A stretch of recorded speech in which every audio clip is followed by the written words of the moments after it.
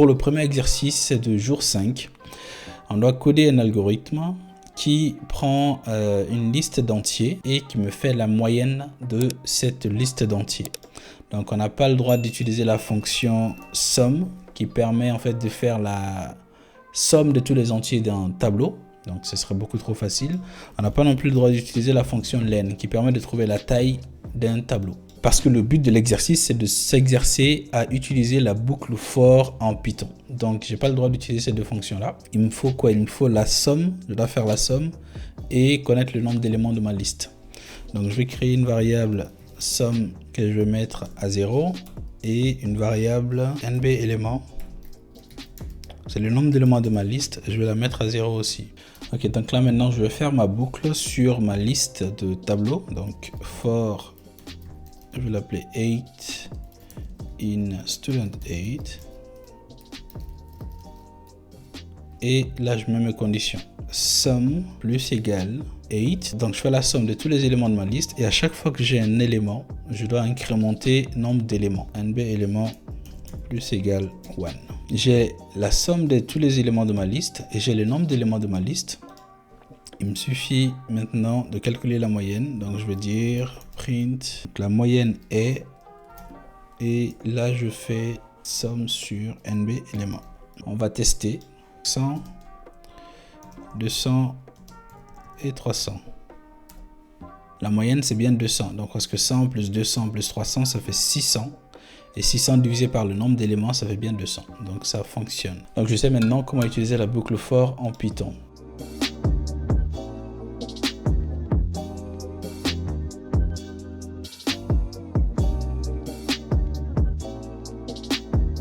Donc on a un deuxième exercice, donc cette fois-ci nous avons une liste d'entiers et nous devons créer un algorithme qui nous récupère la plus grande valeur de cette liste d'entiers là, sans utiliser les fonctions min et max en fait. Donc ça c'est des fonctions super utiles en Python qui nous permettent de récupérer directement la plus grande valeur et la plus petite valeur d'un tableau. Par exemple si je fais print, je mets max et là je mets le nom de ce tableau là.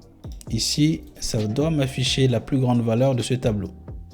Déjà, il faut que je précise les éléments de ma liste. Donc, si je mets 1, 18, 199, 255, 02, 47.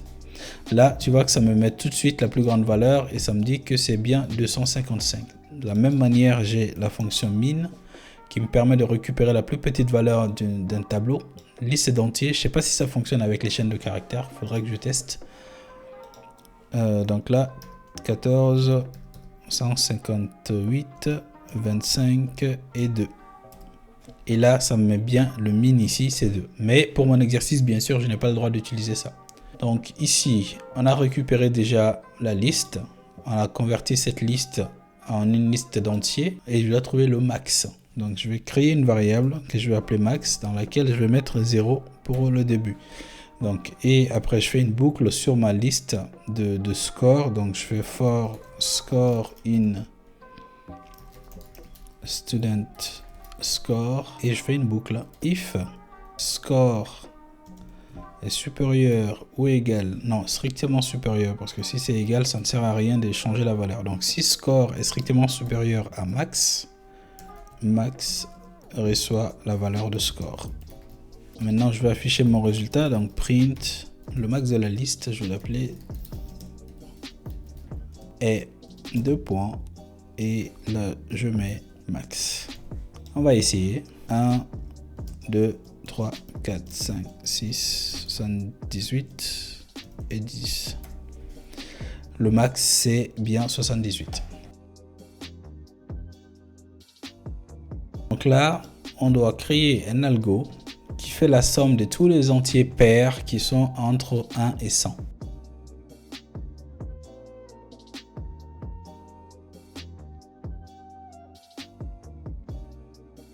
Et voilà, donc les nombres pairs sont bien là, 2, 4, 6, 8, 10, 12, tac tac, 62, 64, 66. Donc là, je crois que j'ai tout bon. Et le total, non, c'est pas possible par contre. Le total ne peut pas être égal à 100. Parce que j'ai déjà 100 ici. Donc il y a quelque chose que j'ai mal fait. Ouais, somme plus égale 2. Non, c'est pas somme plus égale 2, c'est somme plus égale i. Et voilà, donc là, j'ai le total qui est 2550.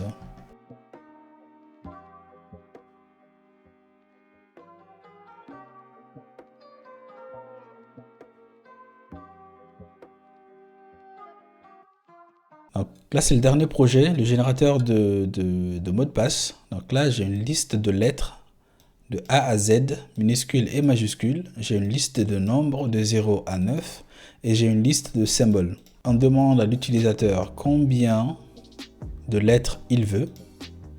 Puis on lui demande combien de symboles il veut dans son mot de passe et combien de nombres il veut dans son mot de passe. Et on doit lui générer un mot de passe aléatoire. Donc il y a deux niveaux. Bien sûr que nous, on va prendre le niveau difficile. Dans le niveau difficile, on doit mélanger les résultats après. S'il dit qu'il veut, par exemple, 2 chiffres, on ne va pas forcément mettre les 2 chiffres au début. Les chiffres peuvent être n'importe où dans le mot de passe. Ok, donc comment ça marche ?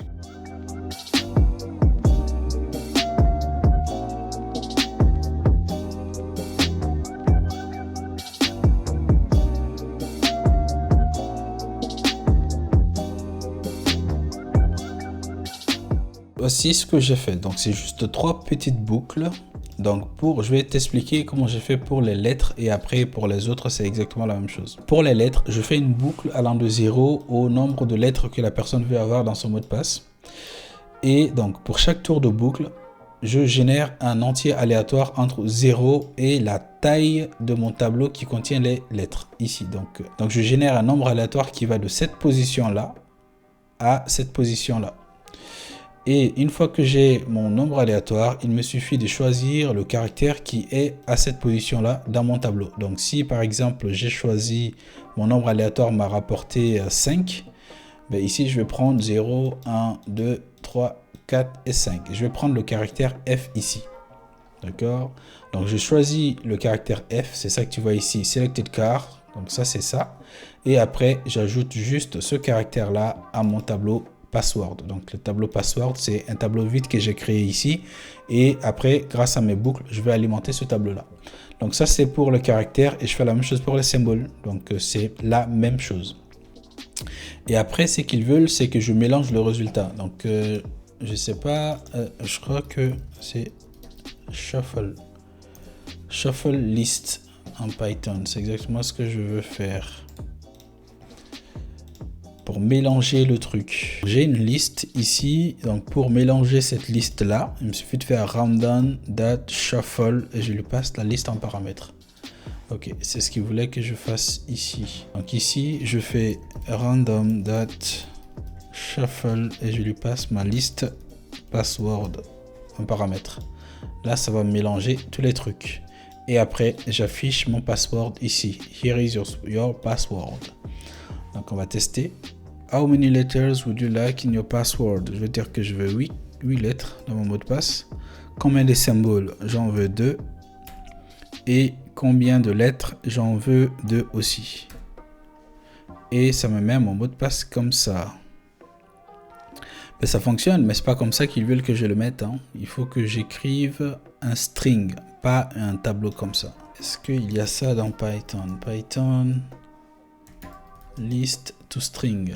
Est-ce qu'ils ont une fonction to string? Ou bien je dois créer un algo comme un grand garçon?